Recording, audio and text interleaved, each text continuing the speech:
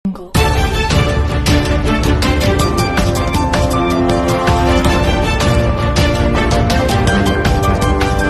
आज कलर सईदा के खूबसूरत इलाके तोता गांव में मौजूद हूं और सबसे अहम बात यह कि यहाँ पे हमारे नंबरदार हैं राजा अशफाक कियानी साहब। उनकी जानिब से आज नंबरदारों के एजाज़ में एक ज़बरदस्त किस्म का इशाइया दिया गया। नंबरदार टीवी जो है इस वक्त लॉन्च हो चुका है और जाहिर सी बात है 14 अगस्त को इसकी जो बड़ी सरमनी है वो होगी, लेकिन चूँकि नंबरदार टीवी इस वक्त मैदान अमल में आ चुका है, जो तमाम नंबरदारों के मसाइल जो हैं वो भरपूर तरीके से उजागर भी करेंगे और साथ साथ जो इनके मसले मसाइल हैं वो भी भरपूर अंदाज के साथ ये बताएंगे। तो मैं तमाम नंबरदारों से नंबरदार टीवी के हवाले से बातचीत करने जा रहा हूँ। मेरे साथ इस वक्त बैठे हुए हैं हमारे छोटे नंबरदार टीवी के इजरा पर।